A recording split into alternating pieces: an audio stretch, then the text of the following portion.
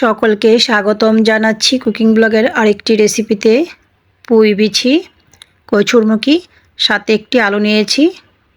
ছুরি শুটকি মাছ দিয়ে রান্নার রেসিপিটি সম্পূর্ণ দেখার অনুরোধ রইল। সবজিগুলোকে আমি বেছে কেটে ধুয়ে নিয়েছি, শুটকি মাছটাকেও গরম জলে ধুয়ে নিয়েছি।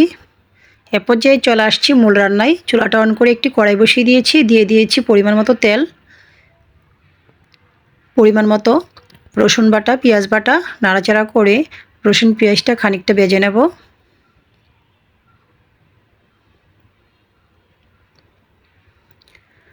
রসুন পেঁয়াজটা খানিকটা ভাজি হওয়ার পর আমি অ্যাড করে দিয়েছি শুটকি মাছ। রসুন পেঁয়াজের সাথে শুটকি মাছটাকেও খানিকটা ভেজে নেব।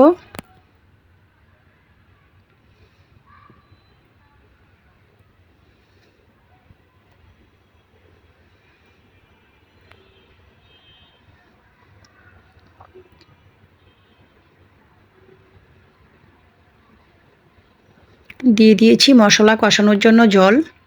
মশলায় দিয়েছি হলুদ গুঁড়া, লঙ্কার গুঁড়া, ধনিয়ার গুঁড়া, স্বাদ মতো লবণটাও দিয়ে দিয়েছি। তো চামচের সাহায্যে নাড়াচাড়া করে মশলাটা কষিয়ে নিচ্ছি। মশলাটা খানিকটা কষানো হওয়ার পর আমি পুঁইয়ের বিচিগুলো অ্যাড করে দিয়েছি। আবারও সব কিছু নাড়াচাড়া করে নিচ্ছি।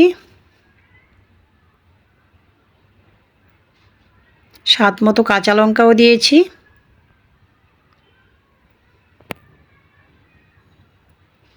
ঢাকনাটা দিয়ে দিয়েছি। মিনিট দুয়েক পর ঢাকনাটা নামিয়ে আবারও নাড়াচাড়া করে নিচ্ছি। সবজিগুলো কষানো হয়ে গিয়েছে। এই পর্যায়ে আমি পরিমাণ মতো গ্রেভি দিয়েছি, আবারও নাড়াচাড়া করে নিয়েছি।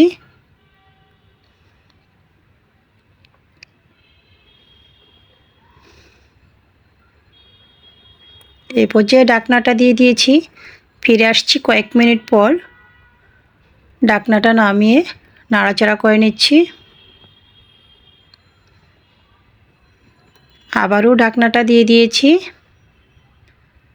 ফিরে আসছি খানিকক্ষণ পর।